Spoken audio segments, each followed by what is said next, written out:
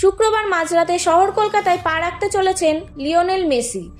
Salt Lake stadium থেকে Sreebhumi sporting ক্লাবে সব জায়গাতেই শেষ মুহূর্তের প্রস্তুতি।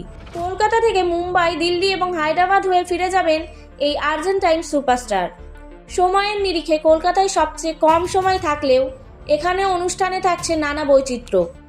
দক্ষিণ আমেরিকার সংস্কৃতির ট্যাঙ্গো নাচের সঙ্গে মেলানো হয়েছে রবীন্দ্রসঙ্গীত।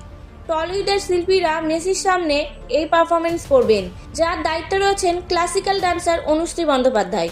শুধু মেসি নন, তার সঙ্গে থাকবেন প্রাইম টাইমের বার্সেলোনার সদস্য লুইস সুয়ারেস ও বিশ্বকাপজয়ী আর্জেন্টিনার ফুটবল তারকা রদ্রিগো ডি পল।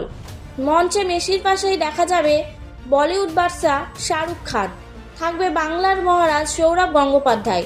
আগামী শনিবার সল্টলেক স্টেডিয়ামে অপেক্ষা করবে বাঙালির ড্রিম মোমেন্ট। কলকাতা ছাড়ার আগে শ্রীভূমিতে নিজের মূর্তি উদ্বোধন করবেন মেসি, যেখানে দিয়েগো মারাদোনার মূর্তিও তৈরি আছে।